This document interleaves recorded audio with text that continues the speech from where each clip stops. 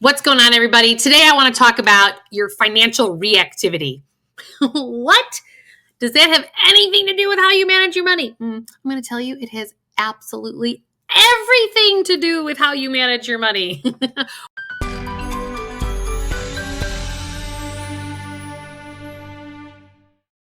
Whether you're reacting to a spouse, a kid, a parent, an employer, the economy, all of those pieces, I want you to take a look and observe yourself.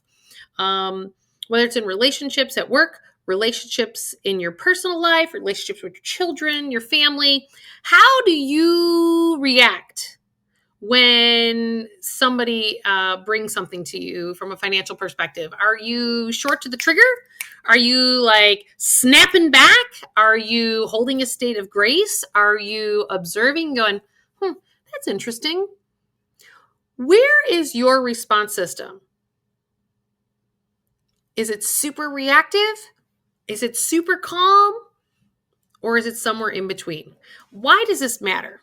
Well, in the recognition of how it is that you are responding financially today has everything to do with the fact of how much financial space you have created for yourself. And what do I mean by that? So today, so often, and I don't care how much income you make, because I watch people who make $500,000 a year have tons of financial reactivity because every dime is spoken for in your cash flows. And there's people who I know who make $40,000 a year that are sitting in a state of grace because they're not overcommitted and they're not stressed about the next piece. So my first tip here to help to manage your financial reactivity or your financial response is by creating space. And one of the ways you do that is actually looking at your cash flows, right? Just looking at, the other day I realized I had this ClickBank charge that I don't even remember what it was for, but it's $7 every single week that gets charged onto my credit card. A lot of us, every time I get a new client, I actually have them go through their credit card statements to see what are they currently being charged that they actually don't want anymore. Because there's so much subscription-based items these days that there are things on there that you may not value anymore. But your reactivity is not going to come from a $7 ClickBank thing. It's going to be the $7 on top of the $10, on top of my alimony, on top of my inflationary factors that are happening. Like it's all these little layers that are building up, right? That creates like a zit to pop and you're like, wah! And you're like, react, right? So it's super important to actually start to be mindful as to how am I responding? Is my nervous system hijacked or is my nervous system calm?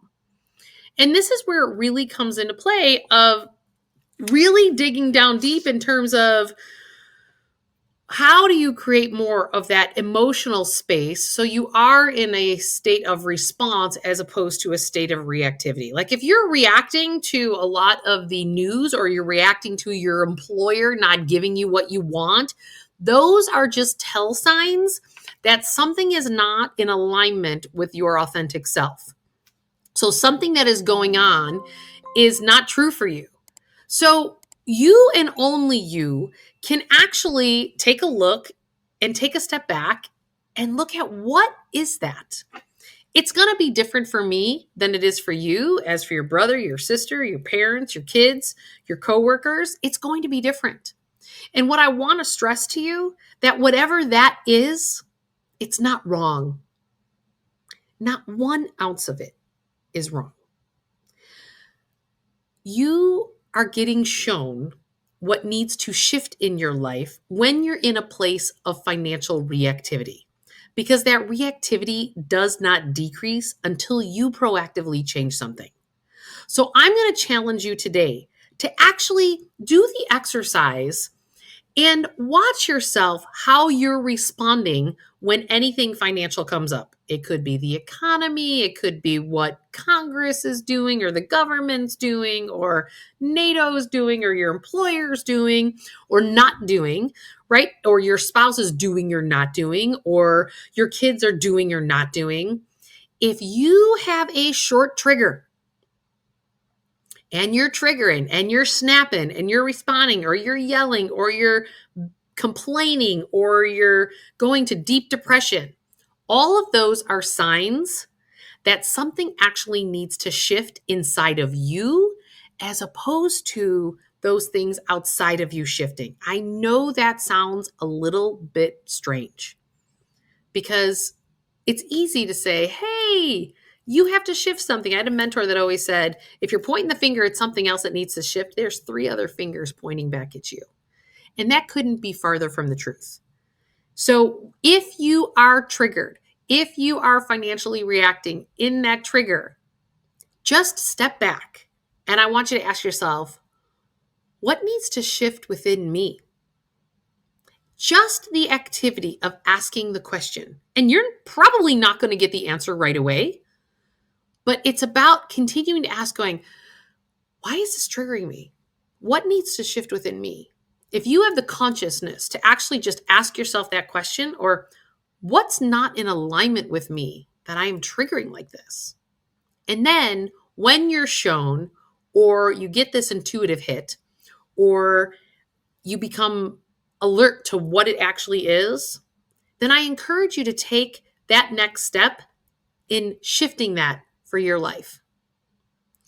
It is super important that while you're trying to shift these things, because you're going to be plugging into the world a different way, help yourself by becoming part of a community. Go to juliemurphy.com. You can sign up for our newsletters. You can sign up for my impact course. I do weekly live coaching once you've done the course, and we can help you on your journey to get you to where it is that you want to be. Whatever tool that helps you get to that next place, we're here to help. So again, go to juliemurphy.com or click the link below for any of my books or my impact course, and I look forward to helping you on your journey along the way. Talk to you soon. Bye.